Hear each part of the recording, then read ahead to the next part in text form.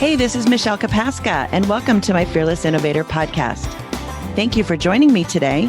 My hope is to inspire, educate, and entertain you. Enjoy the show.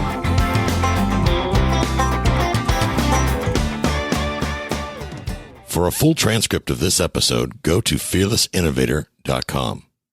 Welcome back to another episode of the Fearless Innovator podcast.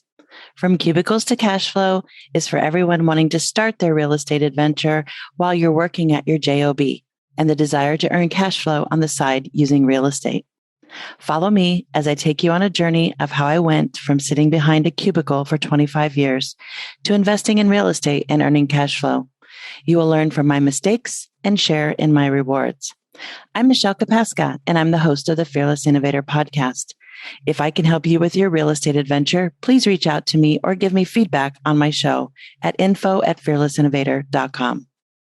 I've been investing in real estate since 2000, and I might just know a little bit about quitting your job and becoming a full-time real estate investor. It's a new year. I have new energy and a new focus. Every year about this time, I sit down and write out my goals for the year. I've been doing this for a long time. I can tell you this. Not always do I accomplish my goals that year, but at some point I do accomplish them. It's most rewarding when I can go back and cross them off my list. I was not great at spelling out exactly how I would accomplish my goals, but for some reason, as long as I kept them in my mind and always thinking about them, they would all eventually come to fruition. In my last episode of Reflecting on 2021, I told you that I never make resolutions. That's true.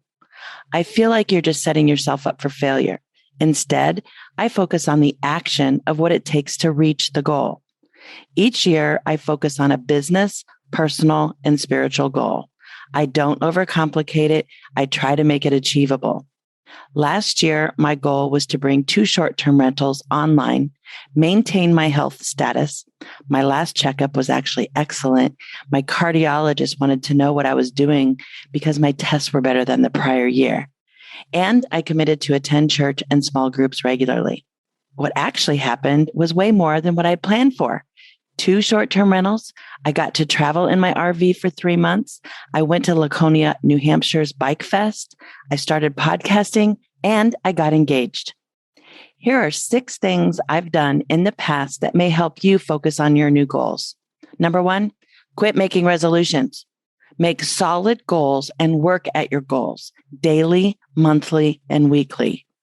2, I used to be a Diet Cokeaholic. Instead of saying I quit drinking Diet Coke, I did this instead. I quit buying Diet Coke and replaced it with green tea.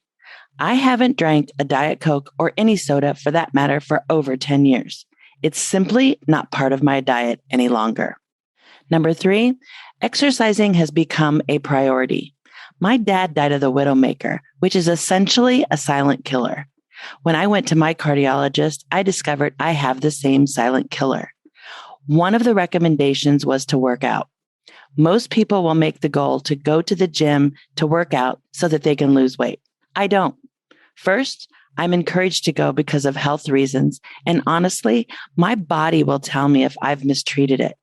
Here's the way I think about it. My plan is to go to the gym at least 3 times a week. If I can't go to the gym, I'll get on my bicycle or do something that maintains action on a consistent basis for my body. I never park close to any store. I will walk. The key here is to be consistent. I never focus on my weight. I focus on routine and being consistent. And guess what happens? The weight falls off. 4, develop daily routines. I know what I'm going to do each day the night before. At the end of each day, I write down what it is that I'm going to accomplish the next day. The next day, after completing the tasks, my day is complete.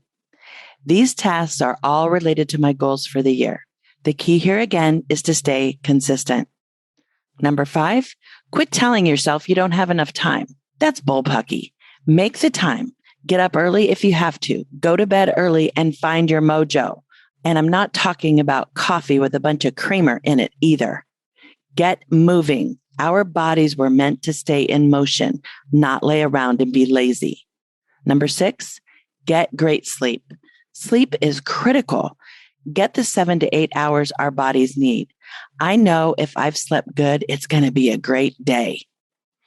I believe for the reasons I've mentioned above, I feel young, and maybe I'm just telling myself I'm younger than what my calendar age is.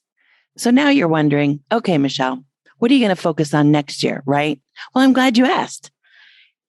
You know how they always say that in order to learn something new, you have to step outside your comfort zone? Well, I'm going to step way outside my comfort zone and I'm going to hang on the ledge.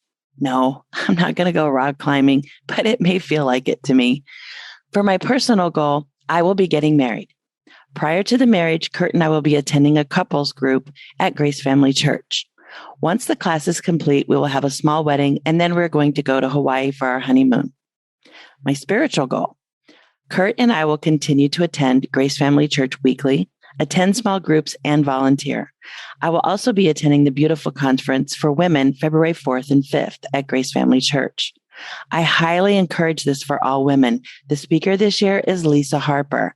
She is a hilarious storyteller. You will laugh so hard your stomach will hurt. Business goal. Okay, here's the big ta-da. What I haven't yet talked about on my podcast is what I'm doing behind the scenes of my podcast and behind my real estate transactions. For the past 2 years, I've been traveling between Georgia and anywhere north of Tampa doing research on RV parks. Collectively, I have worked with at least 6 sellers and visited over 30 RV parks. Why? Because I made a goal a long time ago to own an RV park, and this year I'm going to make it happen. Ever since my mom and dad stayed in an RV park in Dade City, I've wanted to own one. Now is the time. I have gained enough knowledge over the past 2 years to know what I want, how it's going to work, where I want it, and why I want it, and who's going to help me. I wasn't able to negotiate any great deals with the 6 sellers that I met, and I was okay with that because with each opportunity, I learned something new and I met great people. Now, with everything I've learned collectively, I'm ready to move forward. What kind of park am I looking for? I'm looking for either a mom and pop park that's ready to call it quits in Florida, or I'll even consider developing a park. Maybe there's a park already generating income with the potential to expand another 20 acres. How am I going to do this? First, I need investors. I'm looking to partner on deals and give a fair rate of return for angel investors. If you're an angel investor and you need a place to park some money, I know this girl that's going to have an RV park opportunity very soon. How am I going to find a park? I've put together a marketing strategy that will hopefully snag the park that I'm looking for. And I've got you, my listeners. If you know of anyone that has an RV mobile home park in Florida and they're ready to retire, reach out to me at info@fearlessinnovator.com. What are my plans for the park? Let's just say that with my technical background, technology will play a role in this park.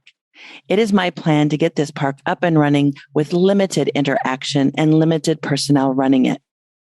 Who's going to help me? Well, you know, it takes a team. I'm already building my team. I have my mentors in place. Civil engineering is in place. And I even have experience working with the county level governments.